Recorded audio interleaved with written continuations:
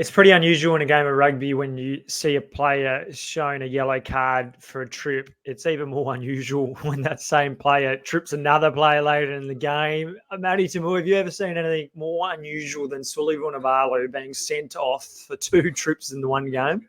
No, the first one, the fact that it was a penalty try as well, I was like, geez, you never you never see that. And then in the second half to have another one, it's just it's a tough one. Sully's making it tough to support him. Unfortunately, in the last couple of years, we really wanted him to do well, but it was pretty costly. 30 minutes without 15 men. Probably wasn't just the most unusual thing in Super Rugby on the weekend. Quinton Strange deliberately knocking the ball dead in goal against the Brumbies. It turns out to be a match-winning and deciding moment. That's pretty strange too. Yeah, it was. I think results-wise, nothing was too abnormal on the weekend, but maybe the manner in which that happened, like that was bizarre. I actually missed it originally. I watched the first maybe 60 minutes. I was like, "Oh, Brums have got this sewed up," and then a friend of mine messaged me. I was like, "Holy smokes, gotta go have a look at this." And it was wicked, wild. It was, and it all finished over in Perth with the Western Force 27-7 winners over the Waratahs. So there was a fair bit to digest over the third last round of Super Rugby. The Wallaroos had a disappointing defeat against the United States of America as well. It means that they must now beat New Zealand to qualify for the WVX1 series later this year. So big ramifications there. A lot doing on the Raw Rugby podcast, including a former World Cup winner who's going to be joining us in a little while. A little clue, he played for the Brumbies and might have scored a try in that 1999 World Cup final. All that and more coming up. Matt, how are you feeling, mate? Because you're just about to leave Japan. I can see a box there in the back right corner if you're not watching. Oh, sorry. That's fine. You're being the handyman. You're getting the house ready and you're going to come back to Oz. Yeah. Packing up the house at the moment, getting stuff ready for the shipment. And I'm trying to go through the whole convenience store and eat pretty much all the foods in the last week. So I've been going every day trying a new dessert or whatever. So yeah, trying to get the last pleasures, including the strong zeros, which I know we have it back at home, but over here they've got a special 9%. I think at home we only got the 6. So yeah, just... What flavour is that one? This one is a lemon. This is quite stock standard, but they come out with all sorts of... They like seasonalize it. So I think pear is the current one that they run for a few weeks and they swap it. And yeah, enjoying all the things that I love about Japan. Well, look, speaking of Japanese rugby, another final for the Wild Knights coming up after they were too good for Cannon. They're going to be up against Richie Mwanga's Lupus. That's Richie Mwanga. He can't do anything wrong come domestic footy, can he? Oh, he just makes it look so easy. Oh, I genuinely get so jealous of a guy like that who just wins premiership after premiership. It's like I played for a long time and I never got one premiership, and that was one thing I really, really wanted. And he just, signs and probably shows the class of the player, to be fair. But I think they'll find it a bit tough against Pana. Pana had a little bit of a blip, I'd say, on the weekend. Like they're probably expected to beat Cannon by a fair bit more than that. But it'll be a cracking final. Yeah, sorry to remind you about Richie there. It's kind of crazy that someone can go through an entire career like yourself, play 60-odd tests for the Wallabies and not quite be able to. But you did have a rugby championship in 2015. That was something to celebrate. That counts. Yep. Had Super Rugby final and World Cup final, but always lost to the ABs or Kiwi guys. Even under 20s.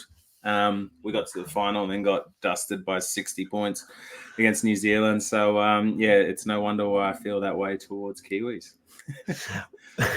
Well, you're not the only person feeling a bit sorry for yourself right now. Suliasi Vunivalu, we touched upon it. He must be going, oh, geez, what happened there? Yeah, look, the first one, he's clearly been wrong. Well, like he's clearly been wrong-footed and he's just trying to get the guy down. Like, obviously no one... you don't plan that. It's instinctual. So he's been wrong-footed and he's somehow trying to get him down and he throws the foot out.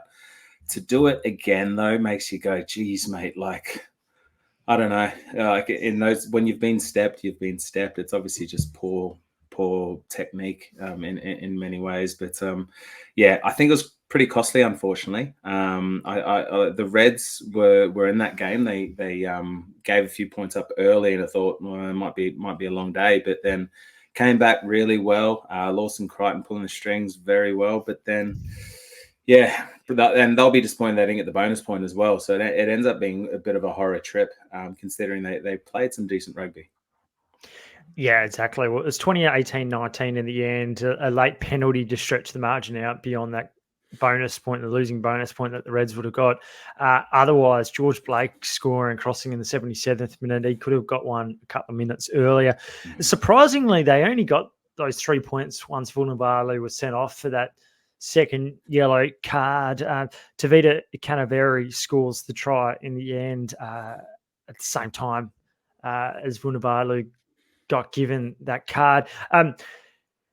It is a head scratcher. It kind of sums up Suli's career since stitching codes. It hasn't quite worked. He's almost just, he didn't trust his body probably to begin with, breaking down all the time, the lack of confidence. But yeah, nothing's really gone well for him. No, it hasn't, unfortunately. But it's been a guy who we've all been really, really excited to join rugby and play because of his potential. Like I remember when he came in from it might have been the Storm in 2020 or 21. He came into the Wallabies camp, and he had this aura about him. Like, we were super excited as current players. We were so excited for him to join. And I remember seeing him up in Sanctuary Cove, and we couldn't wait for him to kind of join. And unfortunately, for whatever reasons, it just hasn't worked out maybe the way that I'm sure that he didn't want to be fair. Like, no one's probably more frustrated than him. But yeah, definitely as a fan, you just wish a guy like that, had a bit more luck, or whatever it is. I feel like he's a bit misunderstood. He's actually a lovely bloke, isn't he? He's softly spoken. He seems pretty humble to me. He's got a kid. You never really hear about that. All you hear about is Suli perhaps being caught out defensively on the right wing. Yeah, exactly. That's why I guess when I'm saying it, I'm very careful with kind of using my words there, because he is a lovely guy. And like I said, mate, no one's probably more frustrated than him. He knows his potential. He believes in himself, and he accepted a much lower contract to stay on. To try and push for more selection. And so yeah, I'm sure he's very frustrated by it all as well. So it sucks a little bit, but that's just the way it is sometimes. And it's funny as well. I think it kind of, with rugby, it shows that big name wingers, it's not always easy, that transition. And I think you look at like Caleb Clark at the moment. He's toyed between rugby league and rugby union. He's sticking with rugby for the time being. He's playing with so much confidence. He comes off his wing. He goes hunting for the ball. He storms onto it first phase from set piece and continually breaks the line. With Suli, we haven't seen enough of him in the air. The couple of times we have was at the start of the World Cup campaign last year, or France in the last World Cup warm-up match. And you thought, oh, this is a bit of the Suli that we've come to expect. But at times I feel like sides don't play to the advantages, the strengths of them. Like Mark Nwanga-Nituasi, he's so good in the air, but rarely do we see a team have enough of territory to be able to go with the confidence. Yeah, we're gonna put the ball in the air because we know that this guy's going to come back with it.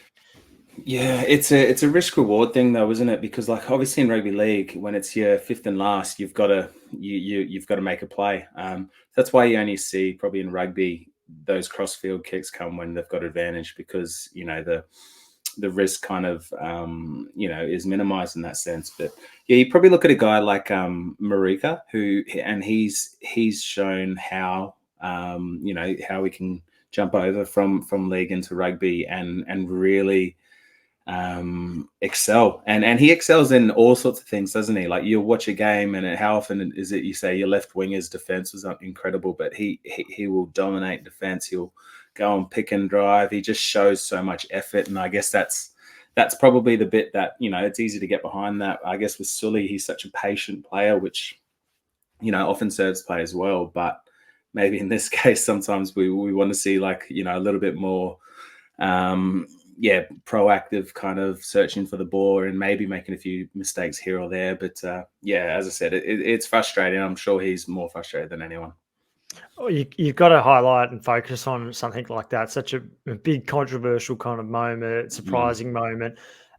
There were some good things for the Reds. They left 1 or 2 behind. The line out didn't function like it might have usually. I don't think that's necessarily a Josh Nasher thing. I think there was just a few that didn't quite work out, particularly in that second half. Lawson Crichton, as you mentioned, he had a reasonable game. Got probably taken off a bit earlier than I thought he perhaps should have. He'd already scored a try by taking the ball to the line. I thought it was a really odd selection to take him off, knowing that Sully wouldn't be able to return. So then you end up with Kalani Thomas on the right wing, where there was a couple times where maybe a finisher would have made a little bit more out of it, and so I found that odd. I thought maybe you can chuck James O'Connor to fullback or something like that, but.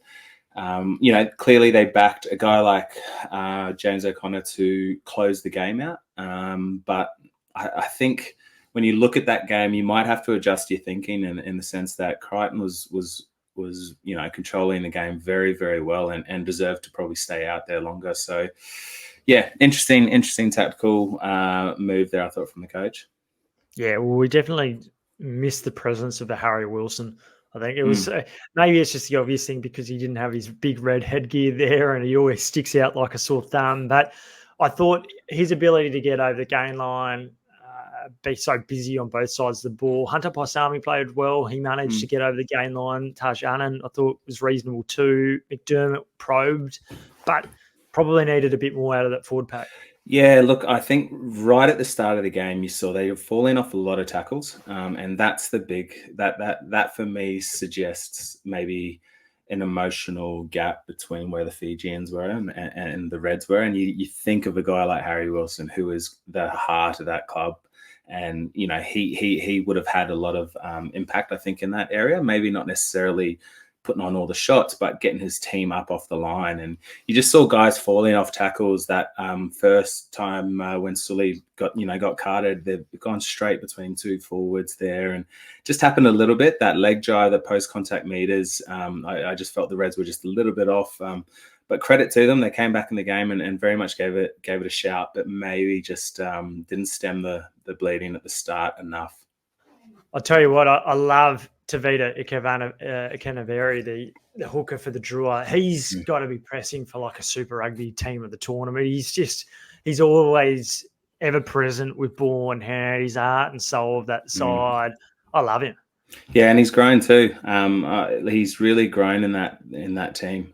You've seen him develop over the last 3-4 years. I think the Druas, it's an awesome addition to the competition, and to see guys like that do well and progress their careers is really cool. And I think we just saw Glenn Jackson as well got named as the head coach, and they're doing some good things and seeing some development, promoting from within, which is really cool. Yeah, it'll be interesting if that promotion from within happens in Australian rugby over the coming weeks with the New South Wales Waratahs still having yet to decide what they're going to do going forward. We'll talk more about that in a moment, but now we're going to turn our attention to the Brumbies, and it wasn't just any regular week for the Brumbies, celebrating their 20-year reunion victory, 2004, over the Crusaders, and one of their best, the captain, and one of Australia's great back rowers, Owen Finegan, joining us on the other side of this. Hey, it's a very warm welcome to Owen Finegan. Owen, have you recovered? I imagine there would have been a few drinks drunk over the weekend. Yeah, there was, mate. Yeah, well and truly recovered. You get a bit more sensible as you get older. Sort of working out while I was down there, I was well and truly one of the oldest. I think I was 32 when we played in that final. So going back as a 52-year-old, I was in bed the first night. Not out of necessity, but like by 9 o'clock, and then midnight day 2 on the Saturday. But it was good just to catch up with everyone, mate. We had a really good crew down there, had a lunch, the Brumbies State of the Union lunch for 400 plus guests, and then out of the game to watch the Brumbies break a 15-year drought. So good times all around. Pretty extraordinary drought, that 15 years, if you can believe it. Owen, let's get into a couple of stories though. Tell us, was there a highlight from the Friday or the Saturday, and I know that you were invited into the sheds to celebrate that drought-breaking win as well.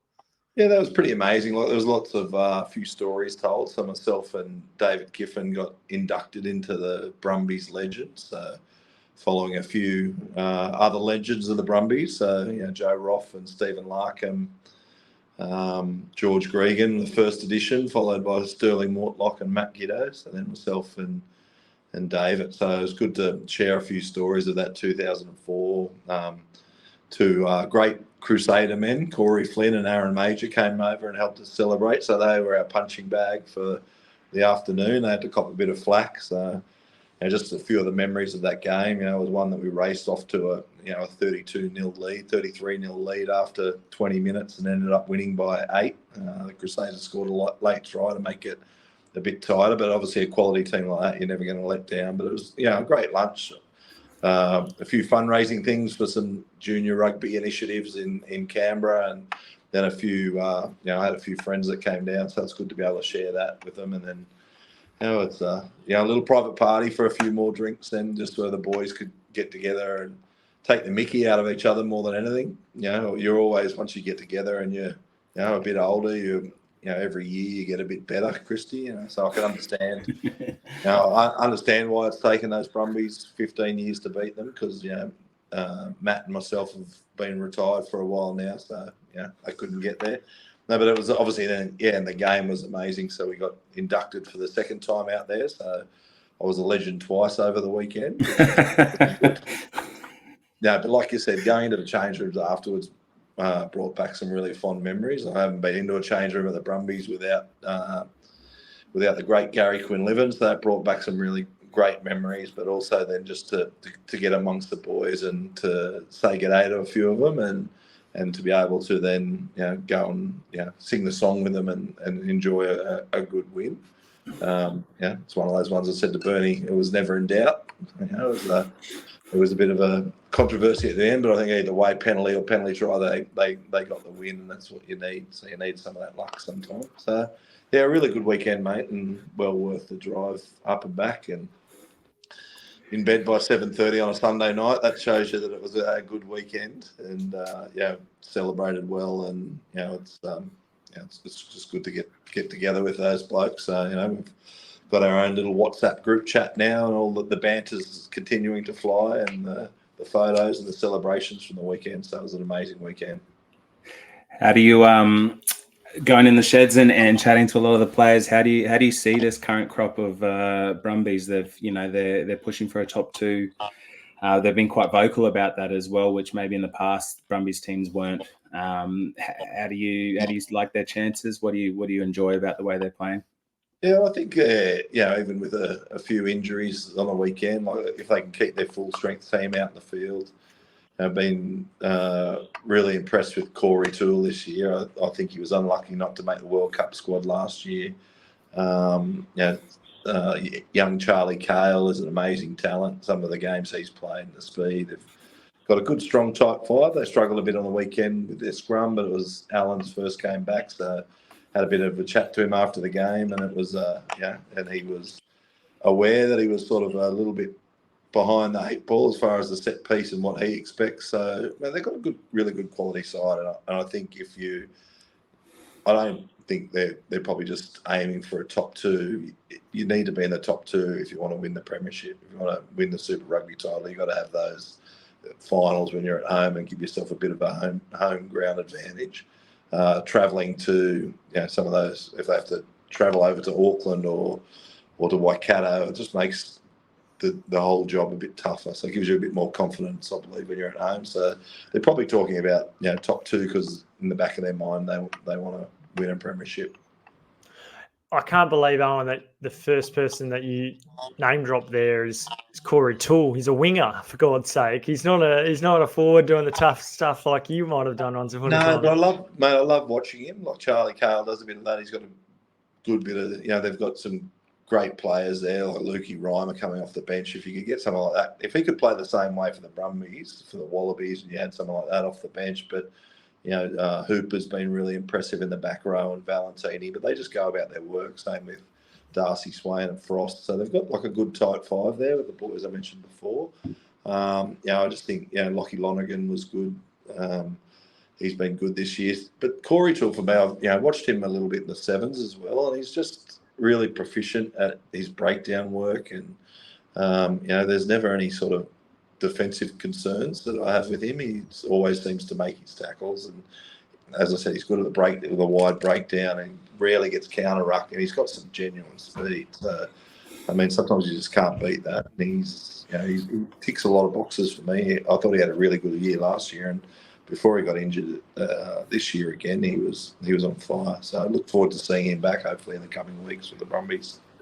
It's definitely like a trait of people have developed in the Brumbies, is that breakdown, that defensive, that kind of effort area or tough stuff. I think it's one thing that I get really proud of when I watch the Brumbies play, is that you don't see wingers kind of shying away from tackles. It's always been, something that the Brumbies pride themselves on, I think.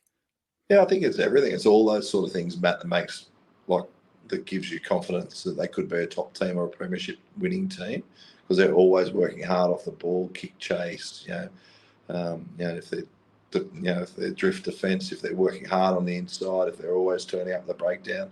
I reckon they're after the Crusaders game, they'd be a little bit disappointed. There was a couple of tries that were really, really simple, just the 9 and a winger and a 9 picking up from the back of the breakdown and scoring tries untouched. So when you have to work really hard and play some good footy and score good tries, when you leave those simple ones in, they're disappointing. So there was lots to like. I thought Tom Wright had one of his better games. That was really good. Scored a couple of tries, had some really good line breaks. So that's what you want to see. Those. I do like watching those outside backs. I did when I was playing with them. Andrew Walker, Joe Roth. That sort of ilk. Mark Bartholomew, Clyde Rathbone. You like to see your wingers getting in there and doing the hard work, but also, scoring good tries. So I think they've got, some good balance. They've got a hard-working 5 and back row that are sort of can be damaging with the ball in hand, both, Valentini and Hooper. And, like I said, Luke Reimer coming off the bench, he's, winning games for the Brumbies. So if he could replicate that in some sort of Wallabies form, I'd like to see him go, because he's the same sort of player. So they're going well. So a couple of the other Australian teams are still chomping at their heels, and we're probably another month out from selecting the first Wallaby team. So they've got lots to play for in the next coming months. Hey, do you you just mentioned Luke Reimer in terms of making that transition into Wallabies. As a back rower, do you see anything that's maybe specific to Test rugby that maybe not as relevant or as big in Super Rugby? Is there a couple traits there that you think Test players need? Yeah, I think it's more the consistency in their ball carries. Like, the defence just gets a bit harder. I think, like, you've just got quality players across the field, so you need a little bit more of the X factor. Like Rob Valentini showed that over the last 3 or 4 years, carries really well. And Rob Leota's a little bit the same. You just want to be able to see those blokes, but when they're consistently impressive at Super Rugby, it gives you some of these blokes will just need a go. But there's lots of people you see that play, good standard of Super Rugby, and they play Test matches. They're not sort of consistently having the same impact that you would have seen them. So it's a little bit of that sort of physicality in the ball, especially in the back row. Physicality, everyone's got to be good at the breakdown, but your physicality in the ball carry and defence, and being able to literally throw your weight around is pretty important when you look at the big South African back rows or New Zealand back rowers. They're pretty impactful. So someone like a Charlie Cale, he's only played about a season and a half of Super Rugby. Is he? Ages sometimes it's just a number, but do you think he's ready to make a step immediately? They're one of those things when you've got some known quantities that are, Charlie Cale and Hooper are both sort of young, exciting prospects. They're ones you'd like to see rewarded with good performance by moving into a squad, and if they're training consistently in that squad. It's just sometimes when I look at a team like Auckland or the Hurricanes, sometimes they're and you watch them play some of the Australian teams, it can look a little bit like men against boys. Like they're big, solid, chunky. And they've been around for 5-6 years. So there's definitely that. I didn't get to play for the Wallabies until I was 24. So if he doesn't play till he's 24, he'll still be a great Wallaby at some stage. But he's shown enough sort of point of difference, I think, with his speed and his skill and his ability to find a hole. But you just, that's what I mean. At some stage, you've got to take a chance on them, and hopefully then that transfers into a similar performance in the Wallaby Gold. And the other one I'm curious about is you and Todai formed a great partnership in that back row at times, that 99 World Cup particularly, with Matty Cobain in the mix too. What was, you look at like a Harry Wilson, and can you play him and a Rob Valentini in the back row? It's not being used often, but with the second row not being perhaps not as big, you probably do need some ball runners in that back row, and Wilson and Valentini and the physicality he provides. Is that the sort of thing that you'd be looking at? Yeah, I think so. Like Fraser McWright sort of won the way to the 7 jersey for me. So it's just really where the coach sees Valentini fitting in, because he's sort of for me the next picked. And if he's picked at 8, then you've got a Leota or a Hooper at 6, but if he's picked at 6, then you've got a Harry Wilson. So you're in a good position, and they're both sort of, they're all sort of playing in good form with both the Reds and the Brumbies. That sort of cohort of players as well. But as I said, you throw, I'm really impressed with Luke Reimer. Every time he comes on the field, he literally takes two or three turnovers, and he's only getting 15 or 20 minutes, and they're always when the game's in the balance, and he's right over them, and they're under a lot of pressure. So, I think it sort of depends what they do with some of the overseas players, whether they bring any of them back. But I think Joe sort of said he'd rather his first test to be with Australian-based players. So, I think there's some good depth there across the tight 5, and in the back row, we're not short of options, and they're all fairly similar, as in, they're all performing well, so you wouldn't be upset either way. Do you see a spot like a Luke Reimer, him not starting for the Brumbies? Do you see that as being a negative, or do you see that players can now be selected as like bench specialists? Yeah, I think you can be selected as a bench specialist. I know if you get an injury earlier, they go on, but otherwise you're not. You're picking the next best player in that team, but they might not have the same impact that they've had. Like when they come on, they just add what you've got already. I don't know. He's almost found his little niche in. But I have also seen him come on early and start games, and he's still sort of impactful. So I think he's at the Brumbies. He's been used predominantly as a.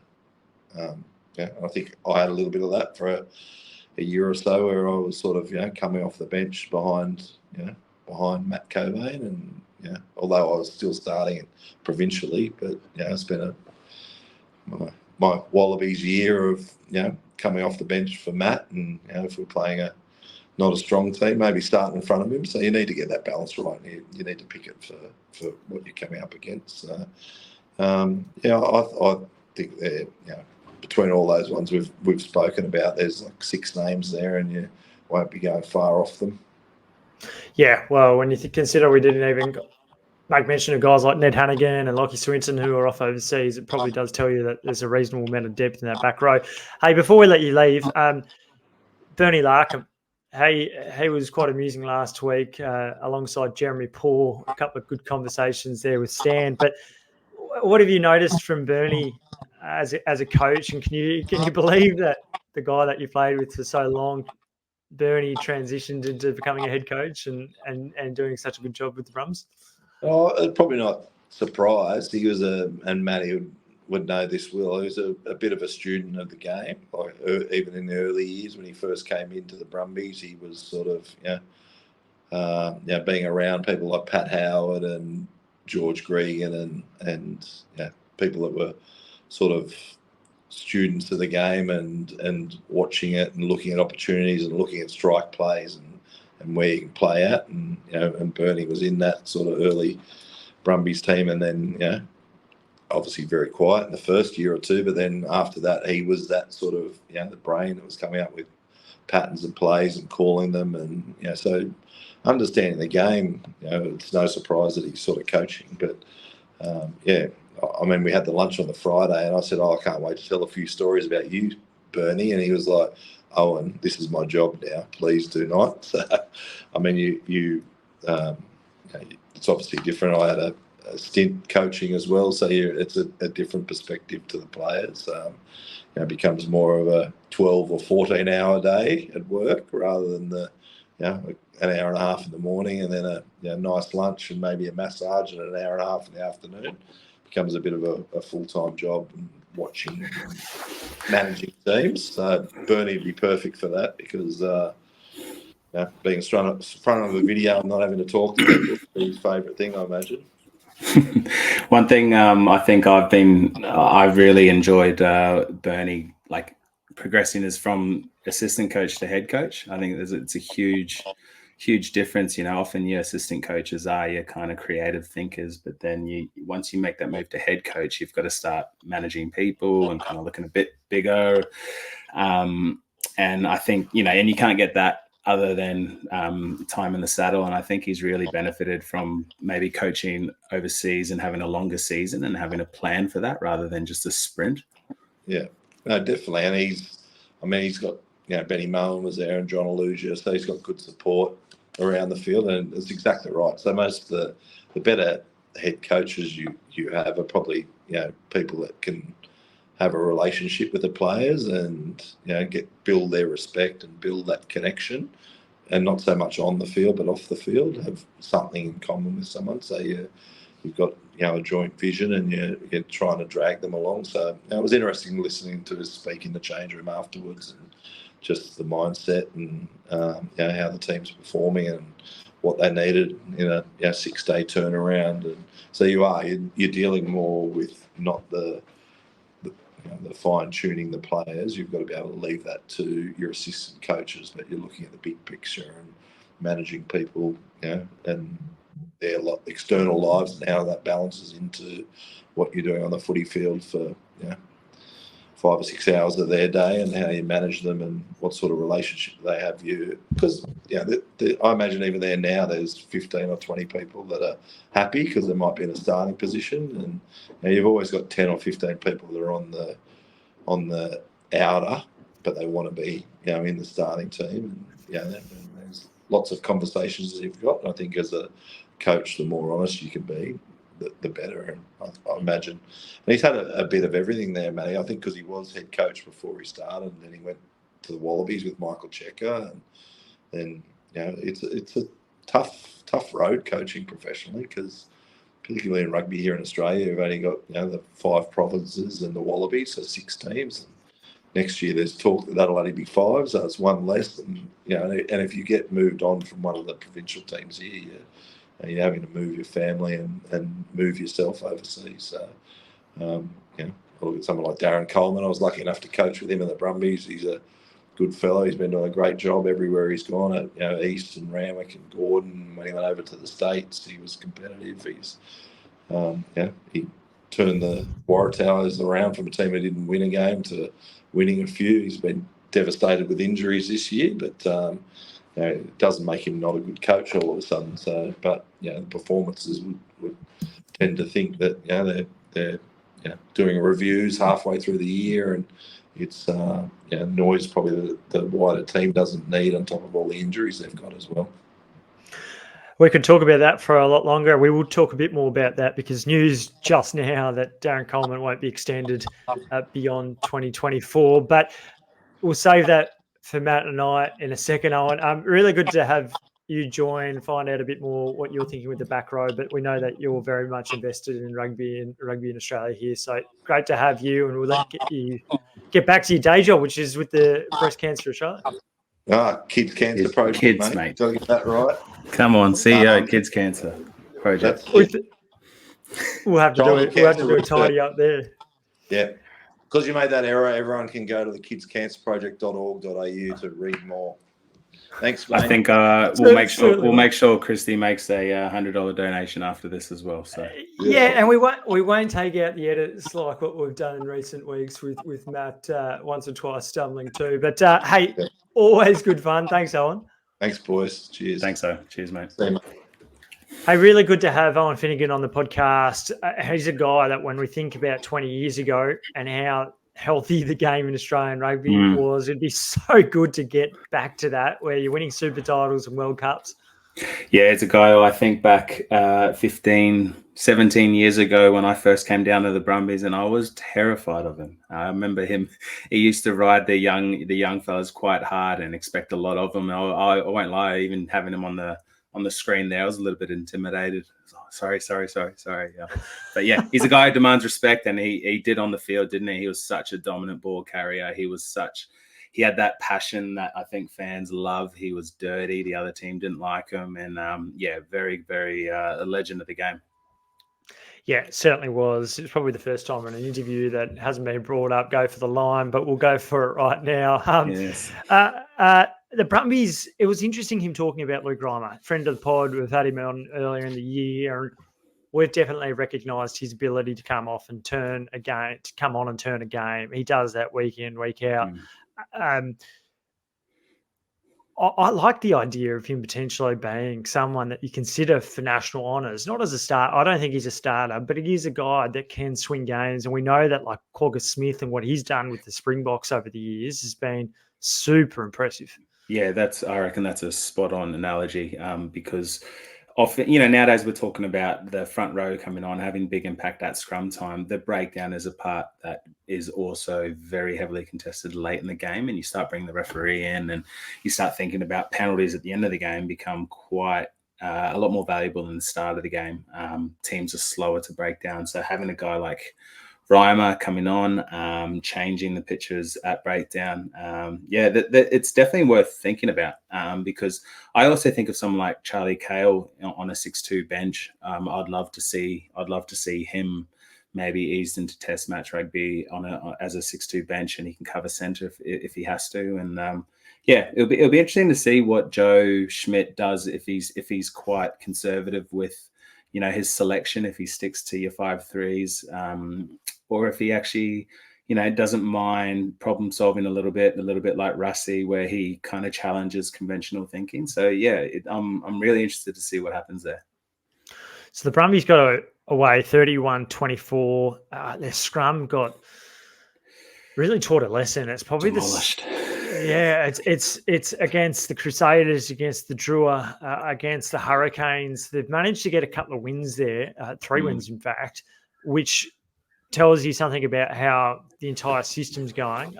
But if you're Joe Schmidt and Mike Cron, you're probably a little bit concerned around what's going to come test season, because James Slipper and Alan Alatoa are probably your starting props, unless you decide to go with Taniela, with Angus Bell on the way back from another injury. Yeah, look, and it's not always it's mostly the props, but your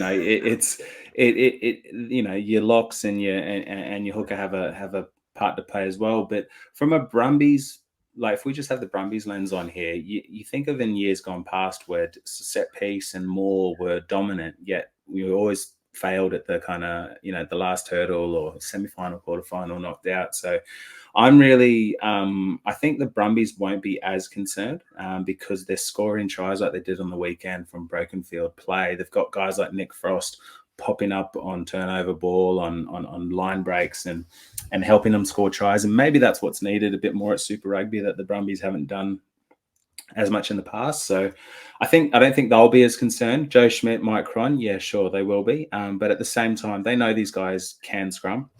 They know they can play. Maybe it's a case of the Brumbies kind of investing in other areas of the game and maybe seeing the opportunity cost of doing too many scrums in a week. You lose out elsewhere. So I think Joe Schmidt will be fine in that area. I think it's one part of the game that we've actually strengthened in the last 5-10 years. Whereas back in the past, our scrum and line out more was always a little bit of an Achilles heel. Yeah, it certainly was. Don't remind John Connolly that. Thanks. Look, Noah Lawler CEO, Tom Wright, their combination, their stock probably continue to grow. That was impressive from Tom Wright. He changed the course of a game 2 weeks ago against the Hurricanes when he managed to get the momentum back for them. with a late run in the second half. Again, he did it on the weekend. About 77th minute, 78th minute, decides to pin the ears back inside his 22, fake the dummy, get past Severis and Johnny Manickle. Not an easy thing. It might have been forward pass at the end, but his lead-up work there was outstanding. His decision-making has come on. To me, they're the 10 and 15 for the Wallabies at the moment.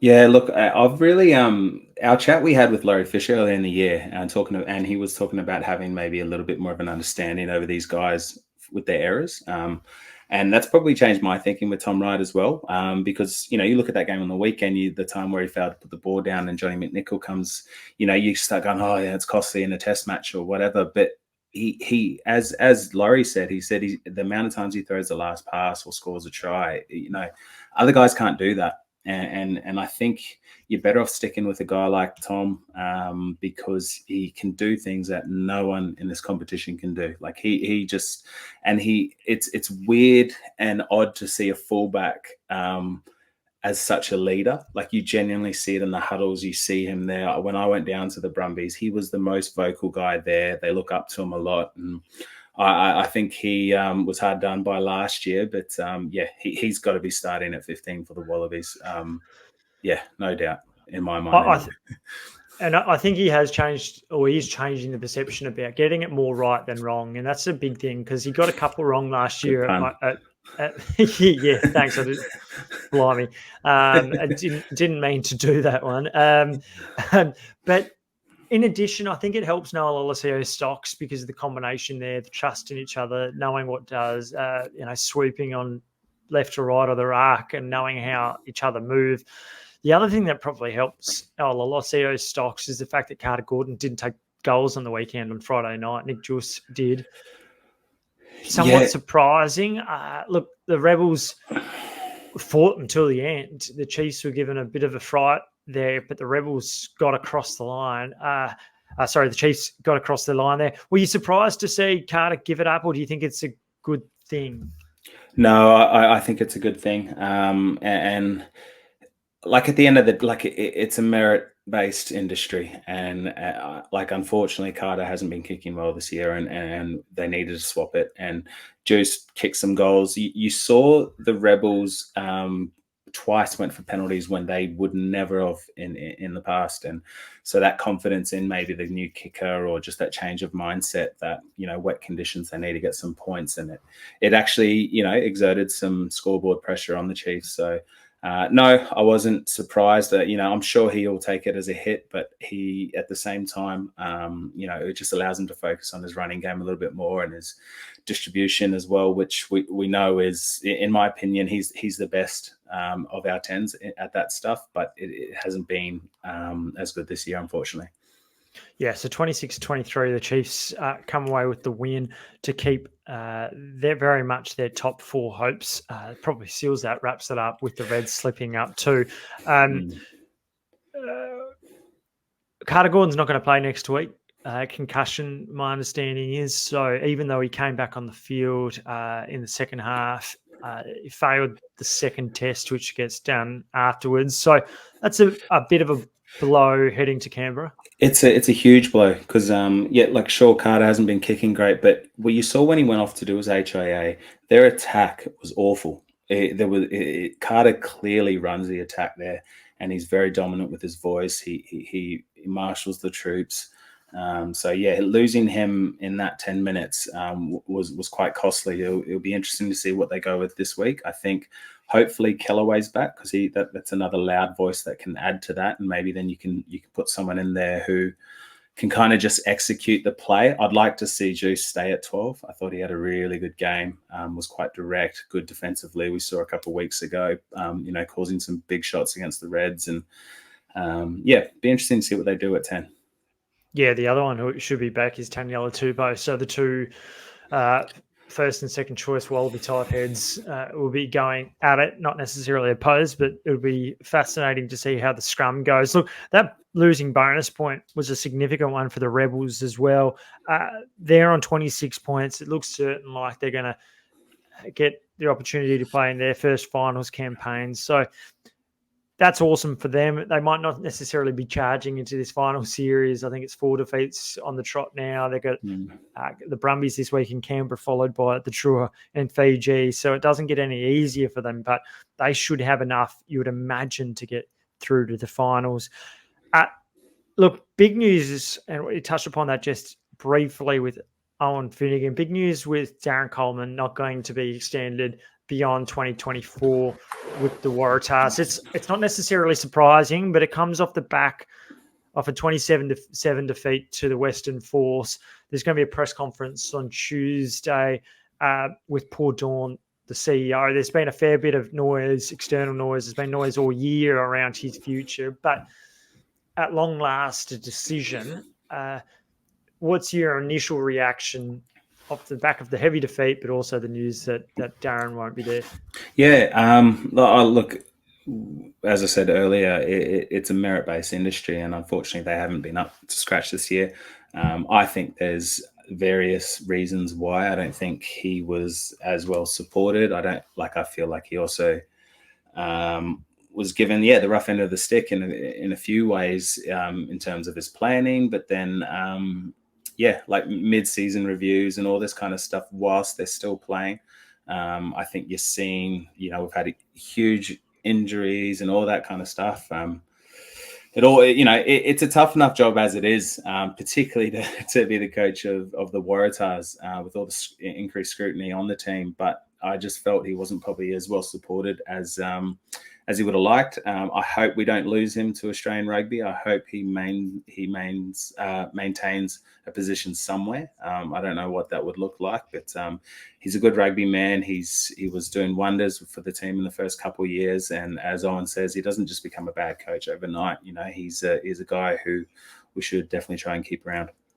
Yeah, well, a couple of decades in the game. He's really only just been given his first big opportunity in Australian rugby. So, yeah, I completely echo your thoughts there. I think Nathan Gray's the favourite. I wrote, and I've been writing for quite a few weeks, he's firmly in the hunt. I wrote last week in a column saying I think he is the favourite. To me, it seems like he is. He was with that 2014 TARS side that won as defence coach, was with Michael Checker as his assistant defence coach for 5 years, 2 World Cup campaigns with the junior Wallabies most recently. It's still going to be with them for their under-20s World Championship campaign in the next couple of months. You know Nathan, you spent a long time, haven't been coached by him. What's your thoughts around him as a coach, as a guy? How do you think he would go? And there's obviously other options as well. Simon Rowell-Louis been made mention. Michael Checker was spoken about most pods. He's still in France, probably hasn't been spoken to, I don't think, at this stage. But it does seem to me like it would be Gracie who's got his nose in front here. Yeah. Look, I've been coached by Gracie for a number of years. He's an amazing coach, great man as well. He's kind of what you would expect him to be in the way he played the game. He was tough, he was straight, he was direct, and he's like that coaching. I've only ever had Gracie as an assistant coach, as defence coach, so I don't know in terms of being a head coach how that works and how he goes there. The thing I do like is that we're looking within first. He's a guy who's been in the system, who will have relationship with a lot of the 25-year-olds, 24-year-olds, guys coming up because of his time in Rugby Australia, and he goes around, does a lot of these defensive master classes and all that kind of stuff. And I think it's really good to have someone who's a little bit more homegrown, which is great. For me, the big one is what's his support network like? Has he got someone taking care? Like, is he? Hopefully, he's not too stretched. He can concentrate on coaching, and then we've got someone else worrying about longer term planning, not team selection, but recruitment, all these kind of things. So I really hope they can get that balance right, because it is different coaching the Waratahs as opposed to, say, the Brumbies or the Force, or definitely the Rebels. You've got a lot more noise, you've got a lot more stakeholders to keep happy. So hopefully he's got a good support network around him. Yeah, absolutely. The defeat really summed up where they are at the moment. The Tars, they just got nothing going out of their front row in the second half, particularly. That really fell to pieces. But it was a pretty average was a really difficult game to watch that second half. So much drop ball from both sides. We probably got a reminder of why, at the moment, they're 9th and 12th on the competition standings. Yeah, very much so. It was a Tars team who are valiant but have just been exhausted, through injury, through a tough season of, close losses. And those losses probably start to weigh heavily on them now because they're just constantly scraping the barrel. The fuel levers at empty, unfortunately. But there were some good moments there. I thought it was nice to see Isaac Rodder doing well. Curtly Donaldson looked good as well. There was definitely some good moments in that. But yeah, as you say, it's probably a sign of why they're 9th and 12th at the moment. Yeah, apart from the analysts out there, you're not going to be watching much more beyond that first 20 minutes. Again, it was a good opening 20. It looked like there was going to be points scored, and quite a few of them. Kurtley Beale is pulling the strings. Ben Donaldson gets 17 out of the 27 points. Early on, I tried to mark Nongan and Iwasi as well. They were pretty happy camp when he crossed over untouched and really easily. Well, can the Force somehow scrape into the finals here, or have they just slightly left their run a little bit too late? I think they might have left it a bit late. At the same time, though, I don't think it's been a year of a big learning for them. I think I've referred to it a few times, but those losses early in the season where they kind of collapsed in the last 30 minutes, it's really costly now. But they are looking at this part of the season a bit more like the team that we thought that maybe they would be earlier in the year. And that might be because they've had some injuries come back. They've got a little bit more up front. They're kind of seeking parity at the scrum time, which is good. And a guy like Kurtley has clearly added to their game as well. So, look, I think I don't see them getting through, unfortunately. But, I think they've had a pretty positive second half of the season. Yeah, whilst the Highlanders, the draw this weekend, Sunday footy game, it's the Highlanders on 23, the draw 21, the Western Force on 19. They're the three looking for to seal their places. I think the Force, the Reds this weekend, followed by the Brumbies at home. Look, even if they get one win, I think the draw will probably beat the Rebels in that last round, which would see them, and I can't see them beating the Highlanders at home this week. So it might see them just miss out. Harry Hoopert returned recently. Good to see him get some more minutes on the weekend. 50th game for him. Awesome to see him after his frustrating run of injuries. But Isaac Rodder, you spoke about him just beforehand. He's a guy that Aussie Rugby, I think, needs to keep, because my understanding is that he isn't going to be given a national top-up. That's in part because he hasn't probably played enough games, but there's at this point in time, no idea that he would have incentives worked into his contract where he might get bumped up if he meets certain thresholds. Yeah. So maybe that paints a picture of what's happened previously, but I think that's a surprising move, because if you lose him to overseas, it wouldn't just hurt, I think, the Force, even though they've got Darcy Swain coming. I think it hurts the national team, a guy who's that profile, 27 years of age, tests, 30-odd tests under his belt, been at a World Cup, caught a line out at a World Cup. I'll just be trying everything I can to keep him, and you don't have to break the bank either, in my opinion. Yeah, look, the thing though is he, his strength is his weakness in terms of the his age and his experience is his strength. However, a guy like him's not going to sign a contract based on incentives. He's well aware of injuries, selection. He's well aware of the kind of the potential outcomes of playing professional rugby. So yeah, it's a difficult one because I would love to see him in Australian rugby, definitely. But are we better? Do we want to get a guy like Richie Arnold back, or Rory Arnold even?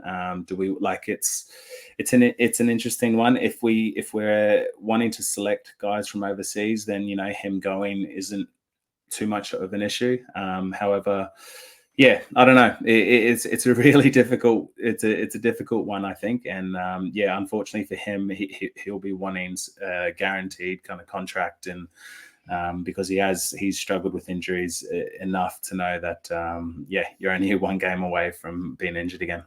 Yeah. Well, we speak about it every week, whether or not it's ever going to be the case where Australia picks from overseas. He's certainly a guy that if he does go, and it's still a big if at the moment, that you could see going forward if he gets onto the field regularly, that he very much enters the international equation. Before we go around the traps, the Wallaroos had a disappointing loss against the United States. It just went to show that goes to show again, if you don't have a tight five, hard to win games of Test footy. They were just steamrolled up front, particularly around that maul area. Yeah, it is. It's disappointing, particularly after the loss against Canada earlier, and I think we saw Canada turn over the Kiwis as well. So there's a bit going on there. There's, obviously we want to improve how we're going. On a positive side, I know the coach of the USA team. He was a coach at my school in Aussie as well. So that's a positive. So it wasn't all doom and gloom. Yes, it's interesting. So 32-25 to the States. The Wallaroos will play New Zealand on the coming weekend across the ditch. So be sure to check out all of that. European Championship Cup final as well this weekend, which is going to be a cracker. Leinster against Toulouse, Richie Arnold's Toulouse at Tottenham. That'll be a belter. Oh, that's like that. That'll be as good as it gets for rugby in the world. Like, obviously World Cup final is different, but the tribal kind of nature that club rugby brings, this will just be an absolute belter. And it's really cool when you watch these European club games, because you realize that, we do have a beautiful game that's well supported if you get a few things right. So, be an absolute belter. You only have to look at the social media accounts and see the hundreds, if not thousands, that turn up to watch the teams enter off the buses. And it warms your heart.